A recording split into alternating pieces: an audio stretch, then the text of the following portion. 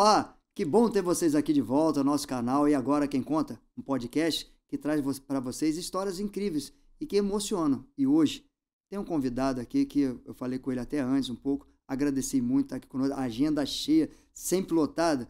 Mas uma pessoa, um ser humano que eu tenho certeza que vai trazer grandes notícias, grandes novidades e muita emoção.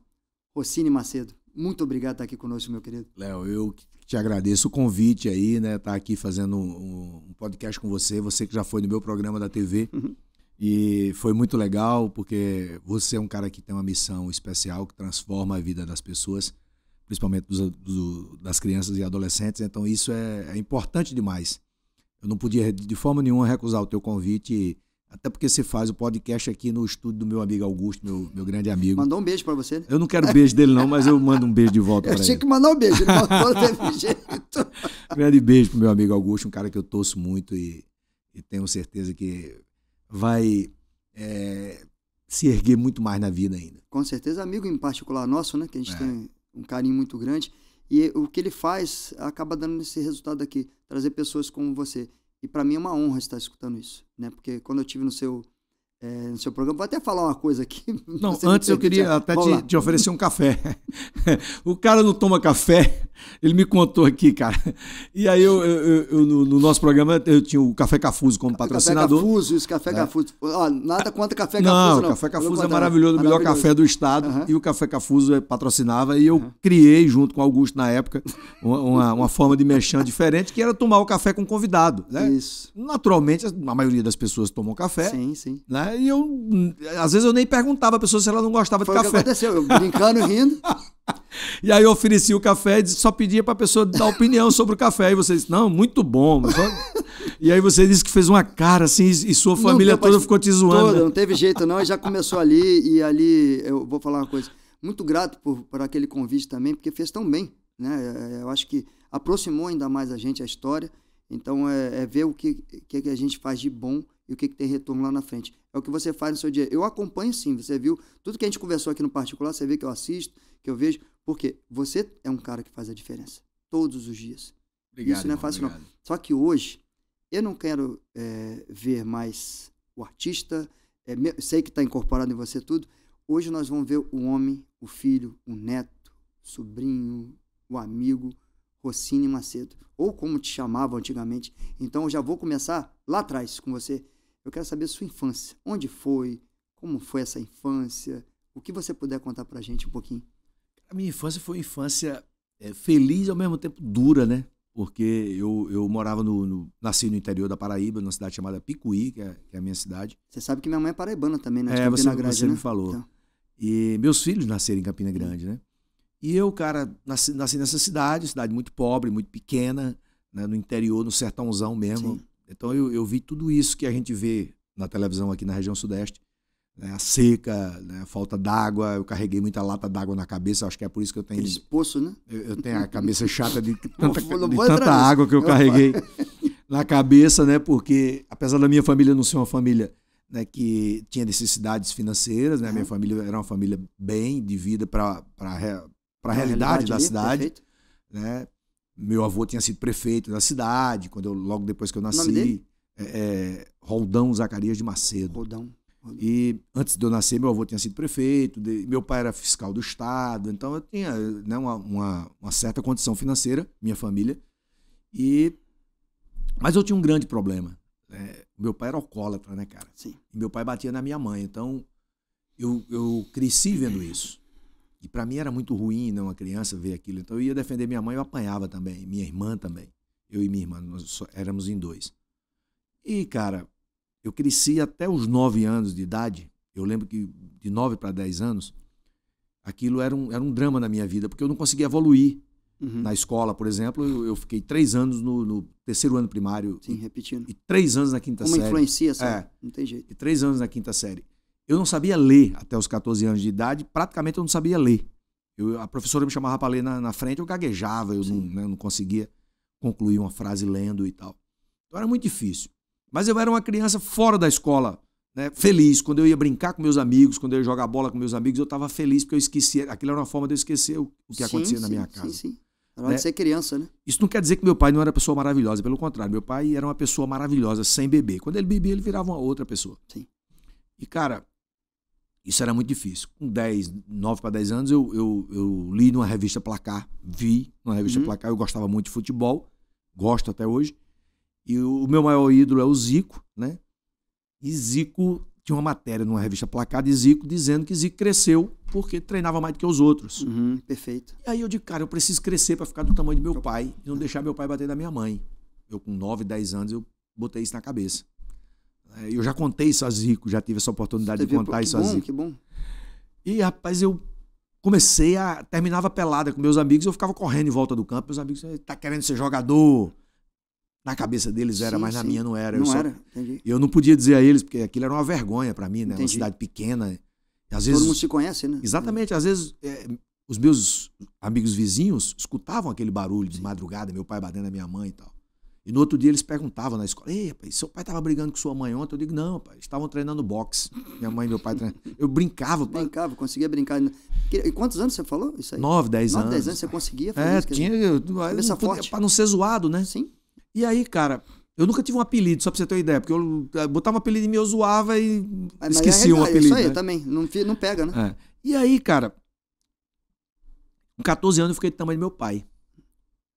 E quando eu fiquei do tamanho do meu pai foi bater na minha mãe no dia do aniversário dela. Minha mãe era uma mulher muito bonita e tal.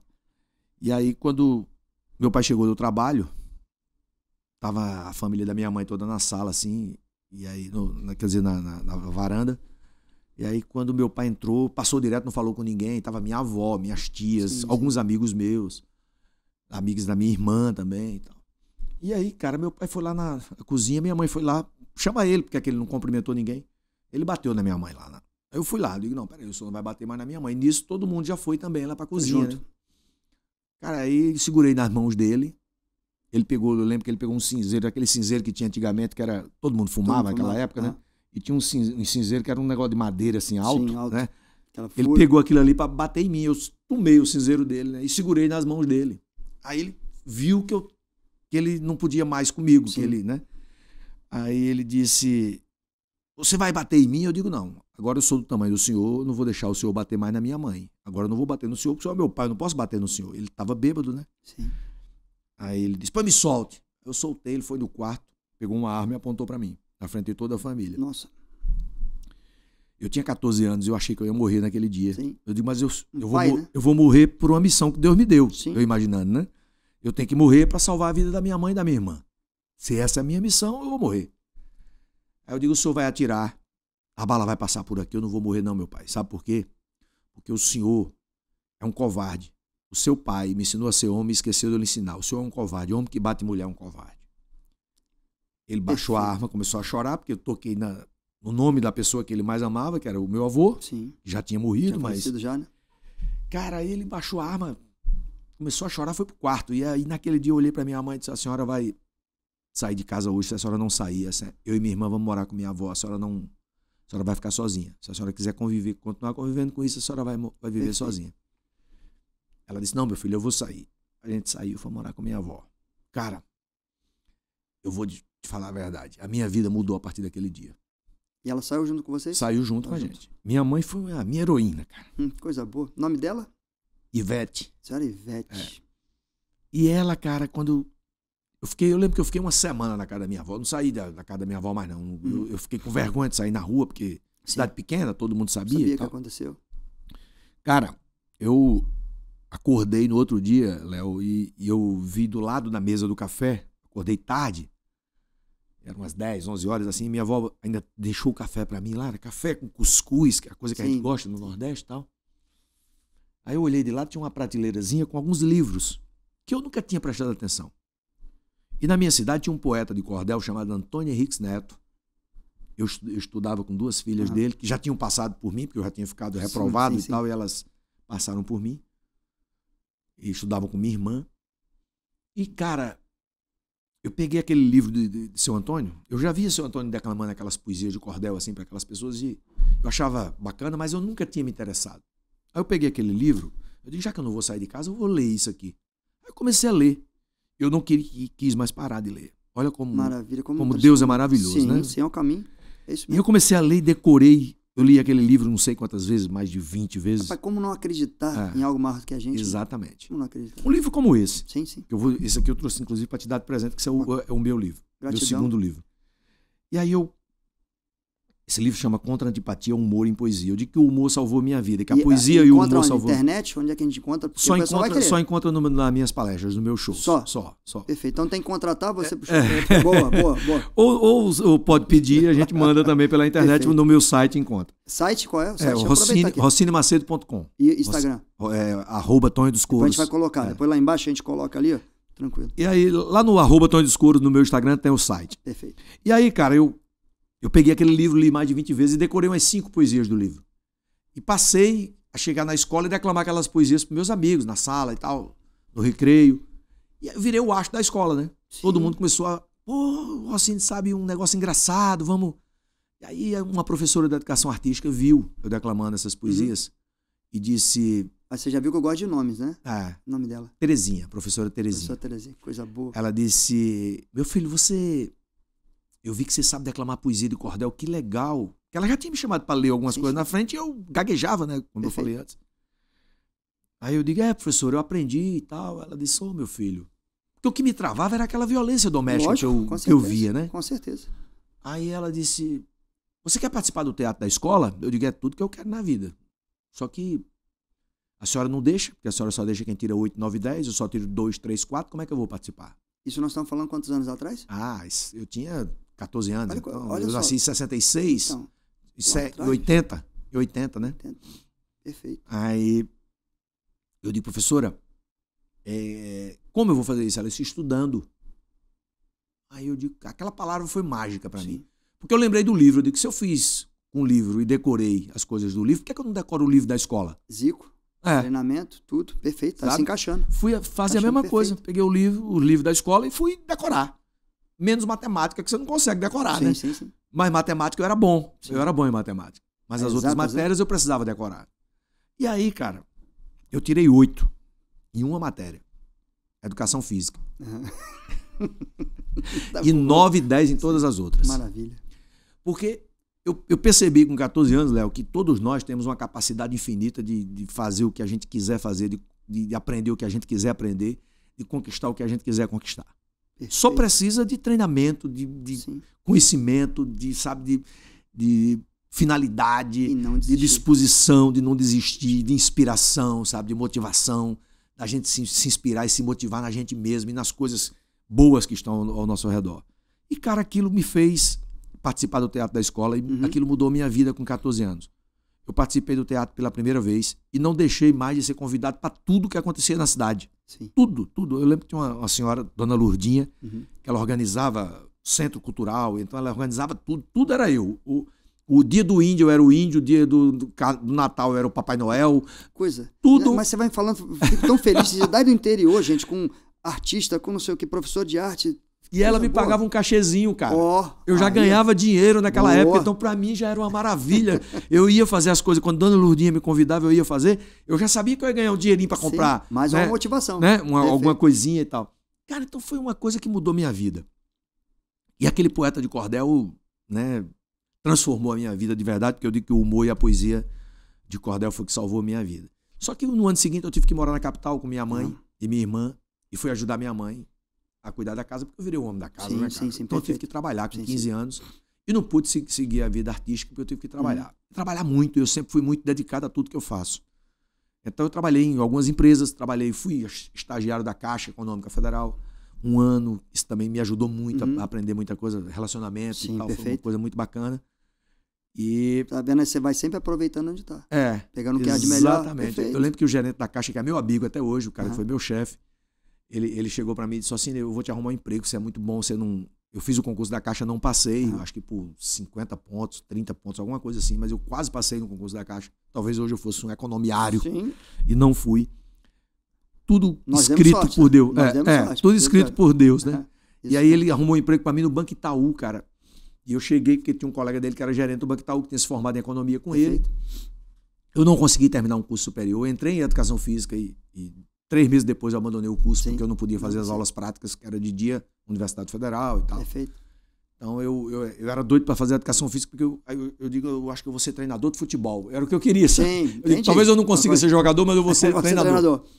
E aí eu não concluí meu curso. Eu sei o que é isso, como técnico eu sei o que é isso. Não concluí meu curso. E aí, irmão, eu não entrei no Banco Itaú, porque teve uma crise na época, que era Sarney o presidente, teve uma crise na época no Brasil, e os bancos começaram a demitir. Prejudicou o ramo financeiro no Brasil, os bancos começaram a admitir. E eu já estava praticamente admitido no Banco Itaú. Já estava fazendo treinamento, inclusive. Sim, perfeito. Para ser caixa, já ia entrar como caixa e tal. Só sei que eu fui trabalhar na fábrica da Coca-Cola como vendedor. E 6 meses depois me botaram no... Aqui no estado? Não, em João Pessoa, na Paraíba. João Pessoa. Onde eu fui morar com 15 perfeito. anos, na capital. Uhum. E aí me botaram... Eu tinha 19 anos, mais ou menos, nessa época. E aí me botaram para trabalhar na tesouraria da fábrica da Coca-Cola em João Pessoa. Trabalhei 1 ano e meio lá. E lá eu descobri que tinha uma distribuidora de bebida que estava devendo a fábrica. E aí eu fiz uma proposta pro cara para montar meu primeiro negócio. Eu comprei o negócio do cara que estava falido.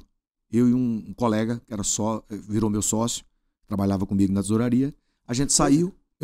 Eu tinha uma moto, ele tinha um carro. Eu vendi a moto, ele vendeu o carro e a gente comprou. E assumimos a dívida que o cara tinha com a Coca-Cola.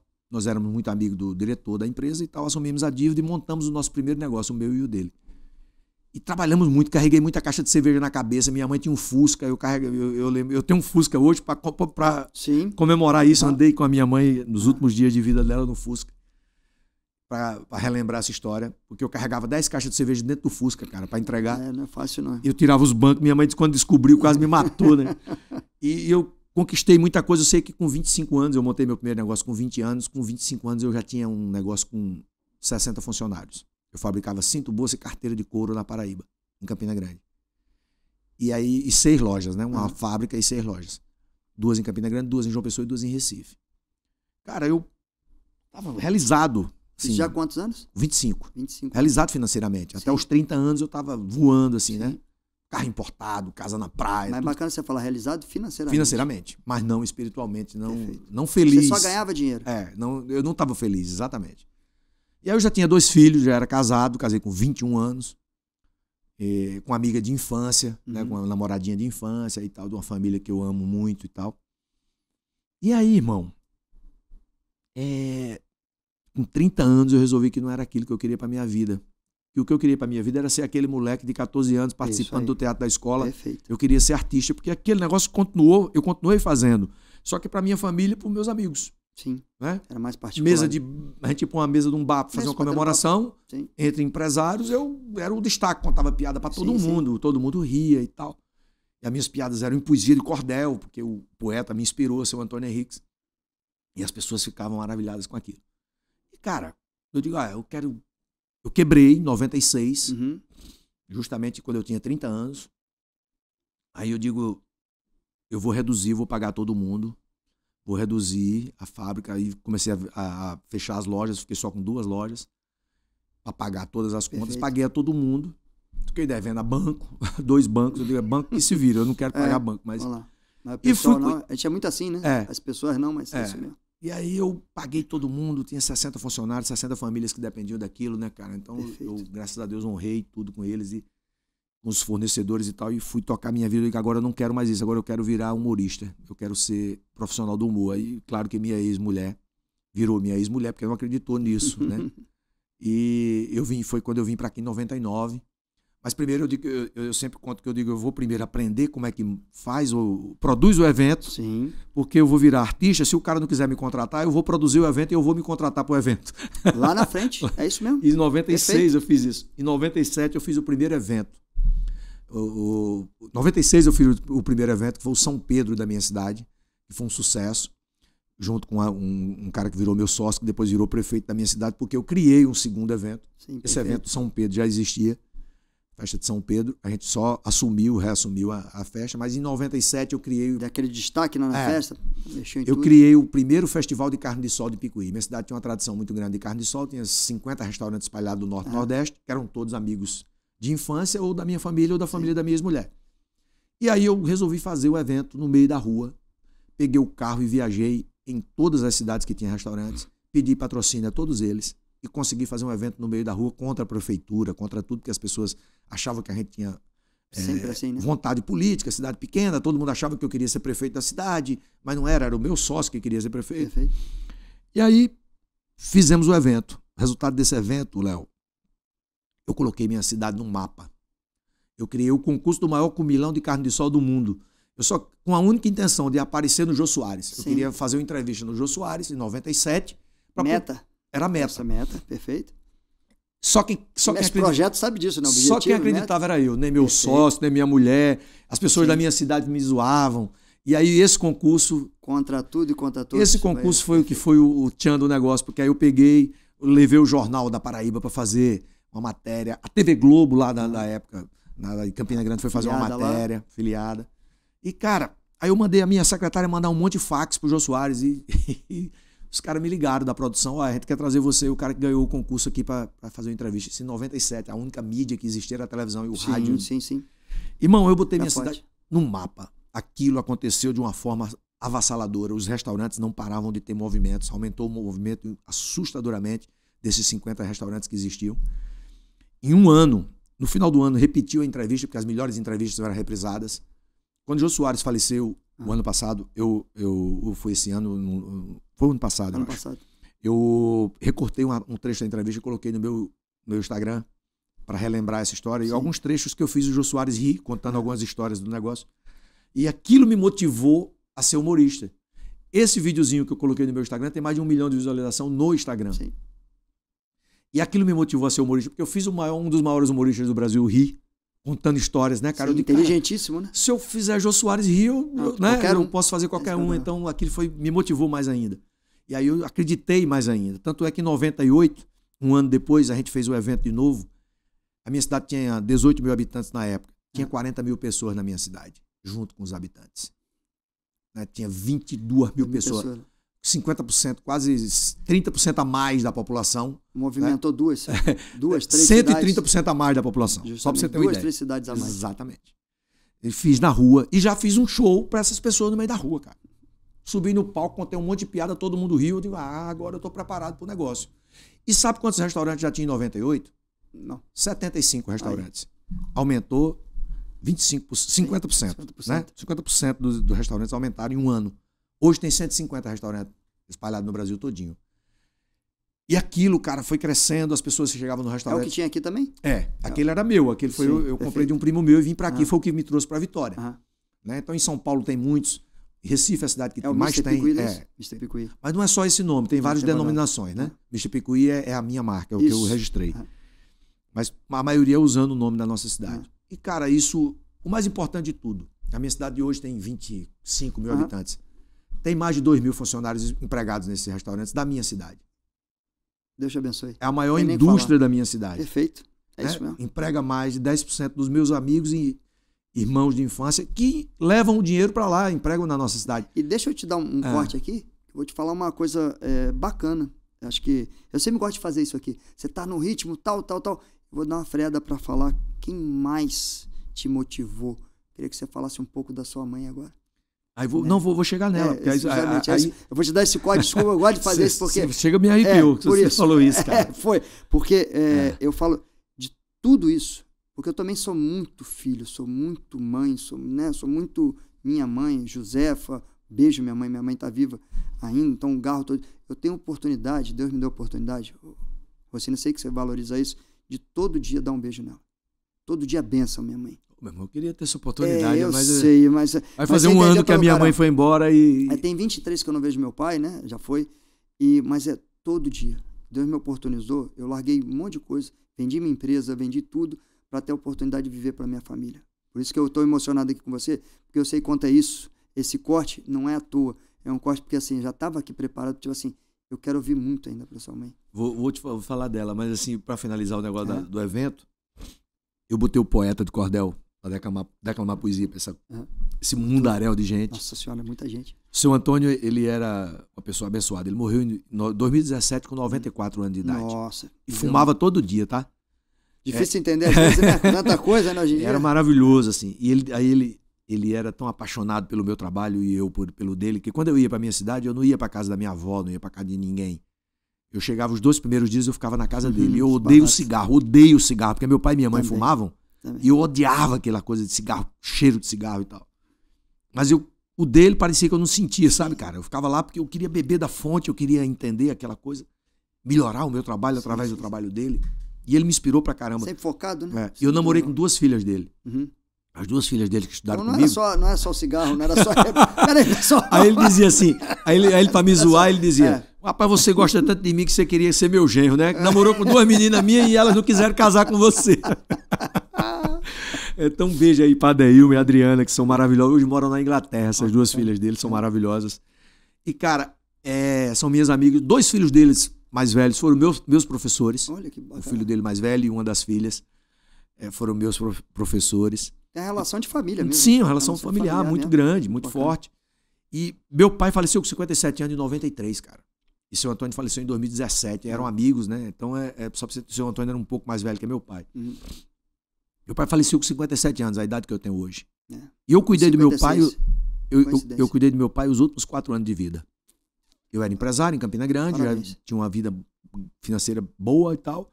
E meu pai, ele além de beber, ele jogava baralho, então a vida financeira dele era bagunçada. Uhum. E aí eu tive que cuidar do meu pai, tava ajudando. Meu pai casou de novo, eu tenho 2 irmãs da outra família do meu pai, que são lindas, maravilhosas.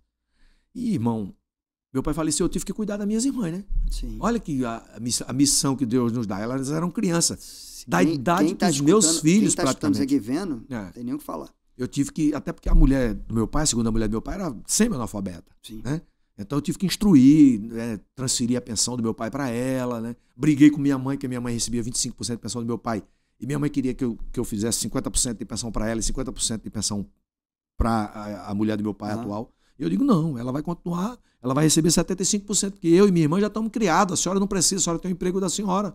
Parabéns, eu vou organizar, bonito, a senhora vai continuar recebendo 25%. Quando a minha irmã mais nova fizer 24 anos, a senhora tem direito a requerer e receber 50%. Entendi. Aí a senhora, e o final da vida da minha mãe foi assim, recebendo 50% da pensão e a mulher do meu pai recebia 50%, que era das minhas irmãs, cara, sim, sabe? Perfeito. E no dia que a minha mãe faleceu, eu liguei para minha irmã mais velha, mais nova, quer dizer, que cuida dessa parte, e falei com ela, Raquel, minha filha, entre com o processo para você requerer os outros 50%. Agora sua mãe vai ter direito aos 100% da pensão. Eu já me instruí com um advogado, com meu amigo advogado. Uhum. E, cara, é isso, assim, o dinheiro é abaixo de qualquer coisa para mim, sabe? O mais importante é você ver as pessoas que estão mais próximas de você bem. Honesto. Honestamente. E eu lembro que eu briguei com minha mãe nessa época e depois a minha mãe entendeu. Como falta isso hoje em dia, meu?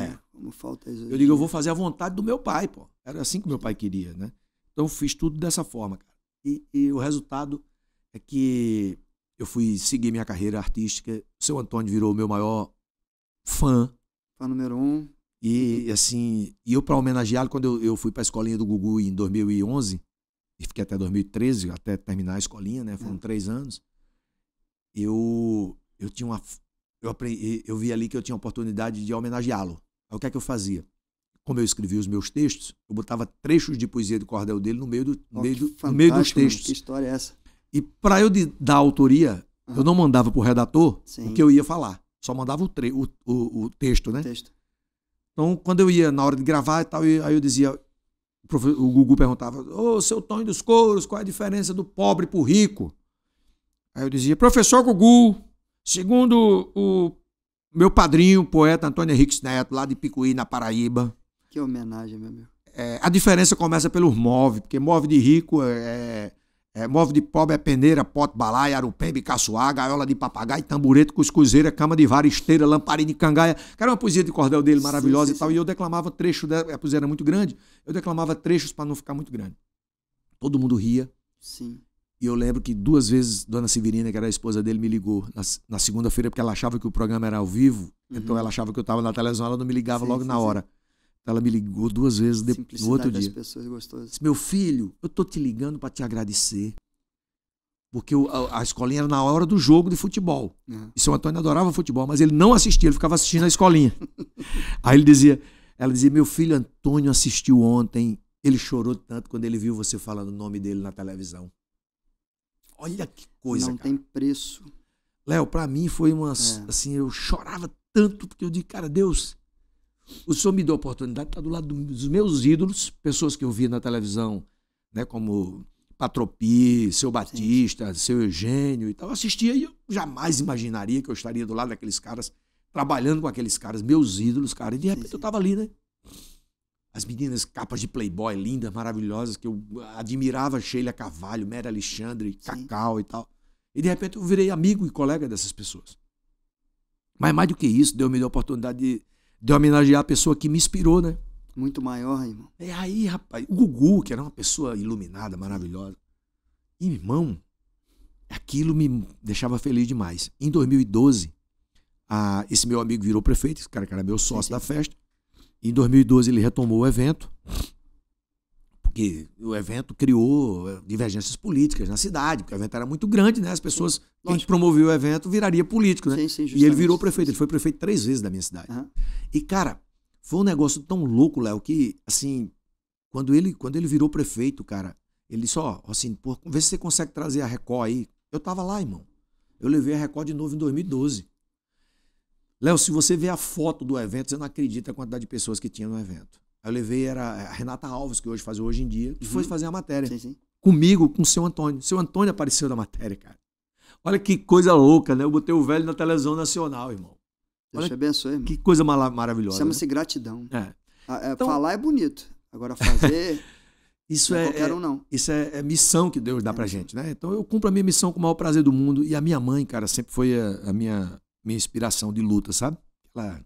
Minha mãe voltou a estudar comigo na 5ª série, cara. Minha mãe é letrada, começou a estudar também há pouco tempo. E se formou, virou enfermeira formada, superior, passou no concurso federal, sabe? Se aposentou como enfermeira do SUS federal. Minha mãe era maravilhosa demais, assim, sabe? Dura, rígida, né? Por tudo que aconteceu na vida dela. Sim. E Deus levou ela de uma forma que eu acho que, assim, eu só tenho que agradecer a Deus. Ela veio pro casamento do meu filho em setembro do ano passado. Dia 10 de setembro do ano passado. 2022. E dia 14 era o dia que ela ia embarcar de volta para Paraíba. Então ela ficou muito feliz porque ela entrou com ela e a avó da minha nora entraram com as alianças, sabe? Assim, um negócio bem emocionante, as duas velhinhas e tal. Minha mãe tem 77 anos de idade. Cara, quando ela foi embarcar, ela e minha tia, o aeroporto de Vitória, de frente ao aeroporto tem a Patrick Ribeiro, aquela casa de show, né? Eu tinha uma palestra 10 horas da manhã para Vale, para 3.000 pessoas. E ela ia embarcar 2 horas da tarde. Então eu digo, então mamãe, a senhora vai assistir a palestra, a gente come alguma coisa no aeroporto e eu embarco a senhora, logo depois da palestra. Tá bom, meu filho, beleza, eu quero ver mesmo. Por quê? Porque na palestra tinha essa história que eu contei para você, da violência doméstica. Que eu tinha pedido autorização a ela para contar durante a pandemia. Imaginei. Mamãe, eu queria botar isso na minha palestra para as pessoas verem a realidade, porque as pessoas acham que o cara é humorista, que ele não tem... Ele nunca passou por coisa ruim na vida. Nunca botou tijolo sobre tijolo, né? Exatamente, que ele conta piada e ganha dinheiro contando piada, fazendo as pessoas que é muito fácil a vida, e não é. Aí ela disse, meu filho, essa é a nossa história, você tem que contar, isso vai inspirar muita gente e vai trazer muita gente para a realidade, gente que até hoje passa por isso. Eu comecei a contar essa história, e ela nunca tinha visto eu contar. Até porque eu nunca tinha publicado um vídeo eu contando essa história, entendeu? Mas já tinha dado show de... Não, não. Meus shows ela já tinha ido. Algumas palestras também que eu fiz na Paraíba, mas eu nunca tinha contado essa história. Cara, eu contei essa história para 3.000 pessoas. E normalmente quando eu conto essa história, uma plateia, 10, 20, até 30% às vezes chora quando escuta, porque se identifica com a história. Eu vi aquelas pessoas chorando. Eu disse, olha, mas hoje é um dia especial, porque é a primeira vez que eu conto essa história com a minha mãe presente. Irmão, minha produtora levou a minha mãe pro palco. A gente chora, né, irmão? Aí é difícil. Eu botei esse vídeo na internet, depois que a minha mãe faleceu, 2 meses depois. Foi a última vez que eu vi a minha mãe viva, Léo. Então eu digo que Deus preparou um momento especial para eu me despedir da minha mãe, cara. Isso não tem preço, sabe, velho? Tem não. 2 meses depois eu embarquei. Minha mãe, 2 meses depois eu recebi a notícia que minha mãe estava morta. Dia 17 de novembro de 2022. A gente que é família não tem jeito de não se emocionar, né? E quando eu recebi a notícia, eu fiquei muito mal e tal. E meu filho foi comprar passagem para que eu e minha esposa fôssemos pro enterro. E, cara, eu fui a viagem inteira no avião pensando o quanto Deus é misericordioso e foi bom comigo. Minha mãe morreu de forma muito rápida. Ela morreu, teve um infarto sentada assistindo televisão, com o celular na mão. Não pediu socorro, não deu tempo nada, foi um infarto mesmo. Cara, só agradecer a Deus pela minha mãe ter visto aquilo. 3.000 pessoas aplaudindo a história triste da vida dela. Sim. E da minha, né? Porque a minha irmã morreu de depressão, cara. A minha irmã não absorveu aquela história Sim. da forma que eu absorvi. Sim, como você falou, são seres humanos diferentes. A minha irmã morreu de depressão com 50 anos de idade. Minha irmã, eu tinha 53, ela tinha 50. Então, são formas de absorver a história, né? Aquele mesmo sofrimento. Então, eu não tenho mais ninguém na minha família. Só tenho 2 irmãs da família do meu pai, né? Que são irmãs por parte de pai. Eu não tenho mais. Minha mãe, minha irmã, meu pai, entendeu? Mas eu tenho memórias de pessoas especiais e que me deram motivo para que eu possa continuar a minha missão de mudar a vida das pessoas para melhor, de motivar as pessoas, de inspirar as pessoas, de fazer as pessoas sorrirem de uma forma mais maravilhosa ainda. Meu irmão, não sei nem o que falar depois disso aqui, desse depoimento, porque assim, é fabuloso isso. É porque eu levo minha vida dessa mesma forma, sempre assim, valorizando minha família, fazendo de tudo que eu puder pelo próximo, mas fazendo, não como o próximo, como uma outra pessoa que faz parte da minha família. Você me contou somente sobre um rapaz também que você está ajudando. Eu vou querer ele aqui também. Eu queria falar dele, mas eu queria que você, agora, você fizesse o seguinte. Isso aqui é uma palestra nova. A gente só fez 2 palestras dessa até agora. Essa aí, vamos lá. Vamos fazer a terceira agora. Se chama Ser Feliz É. Essa semana eu tenho uma outra palestra que vai ser essa palestra aqui. Vai ser onde? Vai ser em Linhares. Linhares? Para uma empresa em Linhares. Qual empresa lá? Pode falar, não tem problema não. Aqui não. Eu esqueci até... pode falar, aqui não tem esse nosso não. Eu vou falar o nome. Pode falar, sem problema nenhum. Cara, é um evento fechado, né? Não dá para fazer... Deixa eu só ver o nome da empresa aqui. Defesa Agropecuária. Defesa Agropecuária. Então é o seguinte, Ser Feliz É uma palestra que eu criei em torno daquela coisa da nossa geração que a gente viu muito, aquele negócio, amaré. A gente dava um presente à namorada, lembra? Amaré, lembra? Colocou coraçãozinho. Eu lembrei daquilo, eu digo, cara, Senhora. eu vou criar o Ser Feliz É.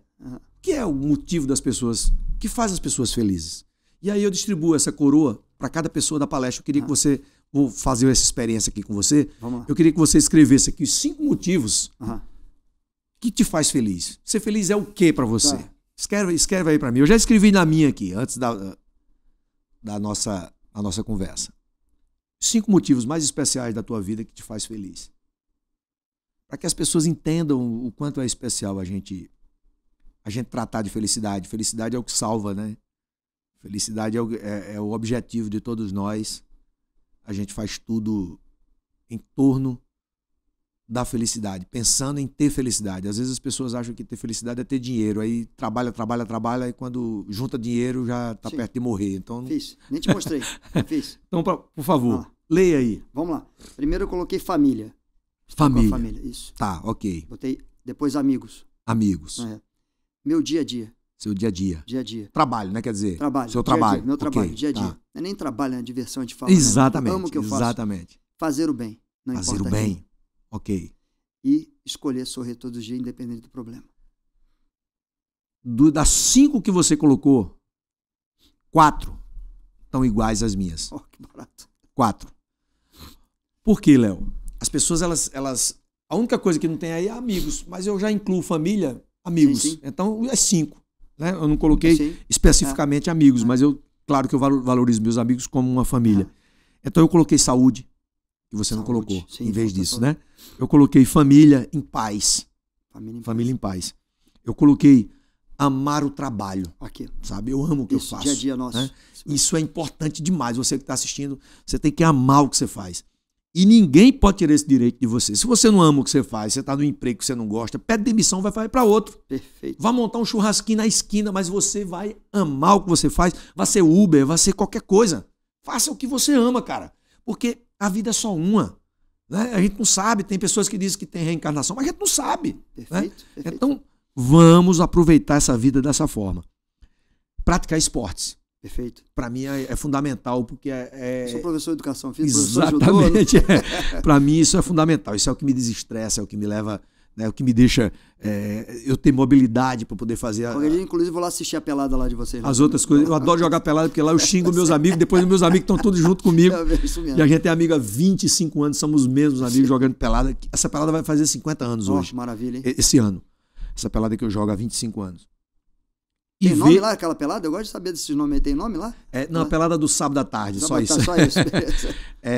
Ver o sorriso das pessoas. Aqui, ó. Que você colocou.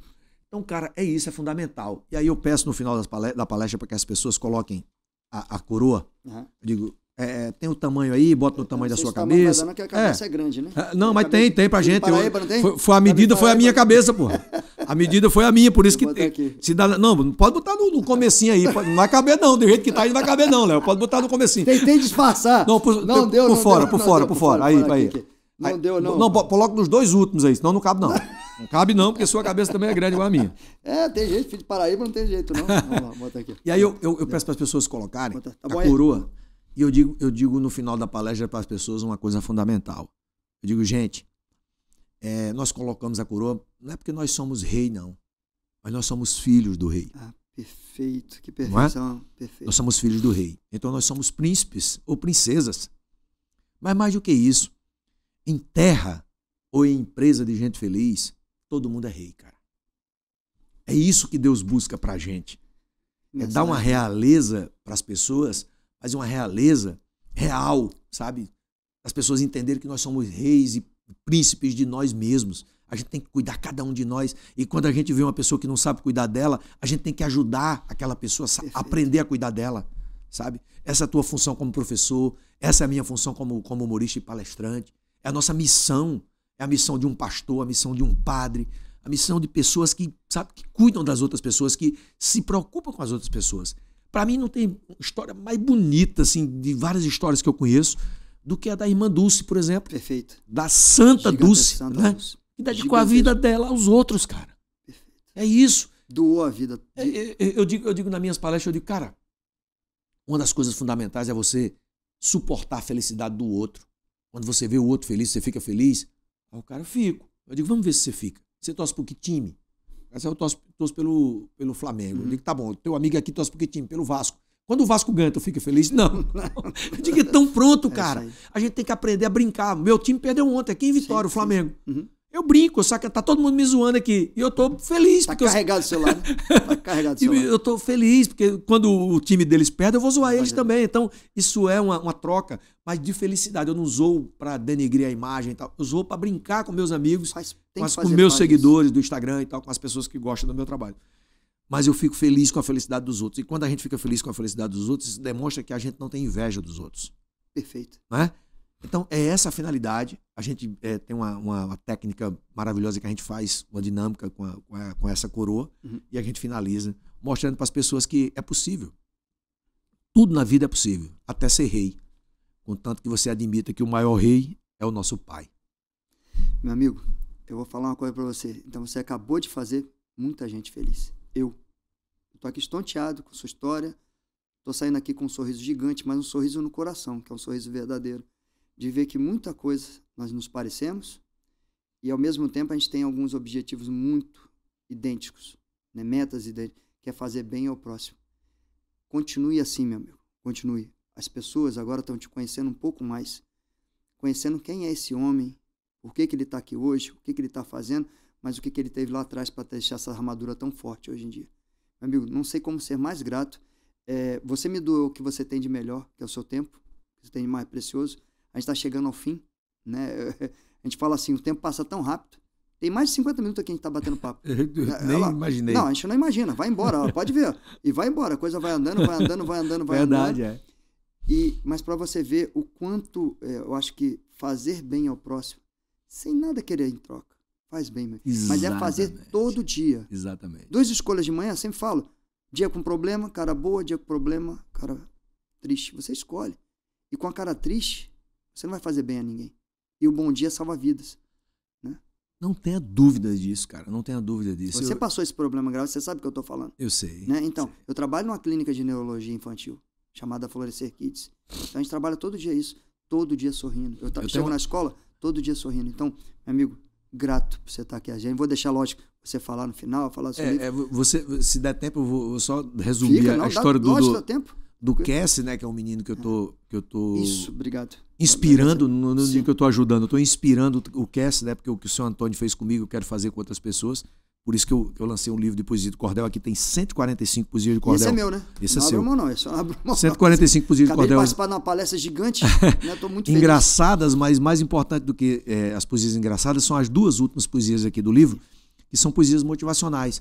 Para as pessoas entenderem que eu só não falo brincadeira, eu só não faço as pessoas sorrirem. As pessoas têm que entender que na minha palestra as pessoas vão se inspirar. O sorriso é parte do tratamento. Tem uma poesia de cordel que é a última aqui do livro, que eu fiz, que eu uso muito às vezes no final das minhas palestras, que chama, o título dela é A Vida é uma Graça. E diz assim: sonhava eu ter a graça de fazer graça das coisas, mas sem graça. E sem graça algumas vezes fiquei, até que um dia tive a graça do público achar graça da graça que eu incendei. Aprendi que por maior que seja a desgraça, nós temos que usá-la para fazer graça, por isso vejo graça em todo canto. E por mais infeliz que a vida me faça, procuro sempre fazer uma graça para sem graça não terminar em pranto. Tive que bater palma. Deus te abençoe, meu amigo. Cara, isso é inspiração. Aí, quando eu vou te contar uma coisa. Eu sempre escrevi poesia de cordel, né, porque eu aprendi com o seu Antônio, mas nunca na velocidade de 2017 para cá, que foi depois que ele morreu. Porque ele faleceu. Parece até que o espírito dele, sabe, baixa em mim assim e diz assim: meu filho, escreva sobre esse tema. As pessoas precisam entender isso. E eu escrevo numa velocidade, uma missão bem clara. Incrível, sabe? É uma missão bem clara. Eu digo que São Antônio deve estar lá em cima me iluminando através de Deus, assim, de alguma forma. E é isso, cara. Então, assim, a nossa meta hoje é inspirar as pessoas e transformar a vida das pessoas. Eu descobri um menino, chama Cassie Jones, o nome dele. Eu espero que ele venha aqui um dia. Sim, vai estar mais do que convidado já. O espaço é dele já. Ele é um menino que nasceu deficiente, porque a mãe dele tomou talidomida na época, aquela coisa para hansenismo, uma medicação para hansenismo, e ele nasceu sem os membros. Só com um membro, quer dizer, só tem um braço esquerdo. Só esquerdo, é isso mesmo. E ele é atleta, cara, ele virou atleta. Só que ele já passou por tudo na vida, de depressão, de ver o pai ser assassinado, né, com 17 anos, hoje ele tem 25 anos de idade. E ele virou, o esporte transformou a vida dele.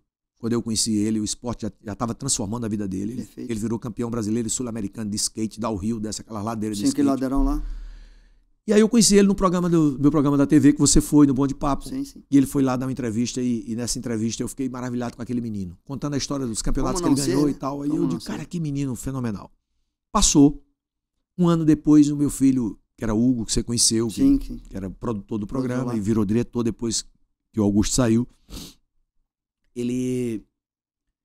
Hugo disse: meu papai, o Cassie foi fazer um evento, participar de um evento lá em Rio Grande do Sul, e fizeram uma matéria com ele. Os jogadores do Grêmio viram a matéria e se cotizaram e deram uma cadeira de rodas elétrica a ele. Eu disse: cara, que legal, trazer ele aqui pra gente fazer sobre isso, contar essa história e tal. Aí ele foi de novo no programa. E aí, naquele dia, Deus tocou me tocou que eu tinha que ajudar ele na missão dele. Mais uma missão. Isso mesmo. Eu fiz uma pergunta para ele no final, assim: esquece, então você está realizado, né, irmão? De você ganhar uma cadeira de rodas elétrica, que era o seu sonho. Ele disse: não, Rocínio, meu sonho era muito maior do que esse. Olha. Eu digo: qual era? Era poder ir no supermercado com a minha mãe e ajudar a minha mãe a carregar as sacolas. Léo, aquilo mudou a minha vida e a vida dele, o relacionamento. Aquela frase dele mudou nosso relacionamento. Terminou a entrevista, eu falei com ele, eu digo: Cassie, você nasceu com a missão, cara. Deus não te colocou assim no mundo à toa. Deus te colocou no mundo para você mudar a vida das pessoas que reclamam da vida, que tem as duas pernas, que tem um braço e ainda reclamam da vida. As pessoas não têm o direito de reclamar da vida, cara. De jeito nenhum. Você tem o direito e você não reclama.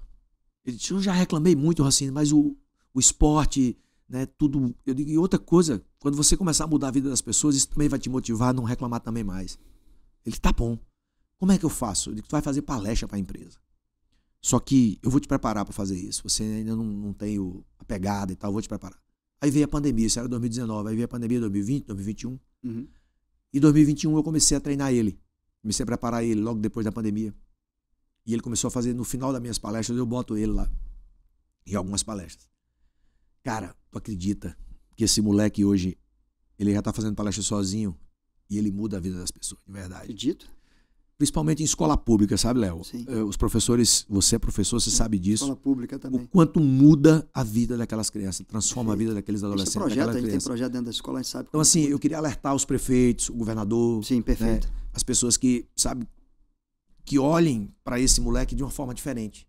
A gente tá até fazendo um valor baixo, sabe? Que a escola Sim. pode pagar. E qual é o Instagram dele? @Cassie Jones. Com K? Com K. Com Cassie K. com 2 S e um. Mas no meu Instagram tem lá. Sim, Só aí vou no marcar meu, lá também. só aí no meu Instagram que você vai encontrar ele. Tem vários certeza. vídeos que eu faço Sim, com ele e vejo. tal.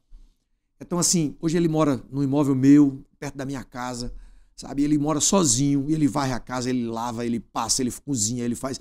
Cara, ele faz os vídeos dele. Tanta gente reclamando. E eu digo, porra, você reclama por quê? E você acha que eu vou lá todo dia? Não, irmão. Sim. Eu deixo ele tocar a vida dele, sabe? Perfeito, Ele tá tirando a carteira de motorista. Ó, que barato, eu vi Ele lá. tá tirando a carteira de motorista. Joga futebol comigo, lá com meus passando a amigos, marcha, vi lá. cara. Os meus amigos são todos apaixonados por ele.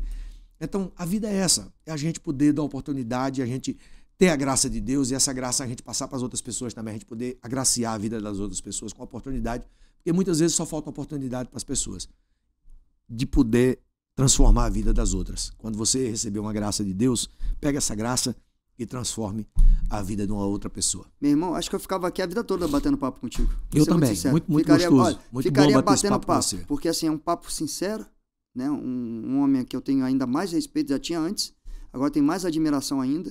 Já ri muito, já Deixa eu te entregar o livro, né? Sim, muito obrigado. Ó, esse aqui é meu, pessoal, ó. Só através das palestras eu acabei de participar, acho que é uma das melhores palestras que ele já fez. Né? Eu tô aqui muito emocionado, tô muito feliz. Meu amigo, gratidão de coração. Não vou achar palavra, nem quero tentar achar. A mensagem que você deixa pra gente é gigante, né? Eu tô vendo que você também é um ser humano gigante, através justamente do que você falou. Tem algo mais elevado do que a gente. Então continue assim, meu amigo. Continue assim. Que Obrigado, Deus irmão. abençoe, que te ilumine ainda mais, né? Que você continue sendo essa pessoa sincera, essa pessoa batalhadora. E a gente vai estar sempre aqui, tá bom? Mais uma vez, obrigado. Peço só desculpa, porque Gratidão. o tempo realmente se encerra. Pessoal, eu não vou ficar falando muito, difícil, né? Não tem mensagem maior do que acabou de deixar pra gente o Rossini. É só convidar para vocês que assistam. Eu sempre falo isso. Assista com o coração aberto. A mente vai ficar aberta? Entendo. Mas com o coração tudo que ele falou e leve para a sua vida. Momentos bons. Aproveitem com sua família. Valorize cada segundo. Mas pega esse segundo e transfira para o próximo. Sempre ajudando o próximo. Muito obrigado a todos vocês e até o próximo capítulo.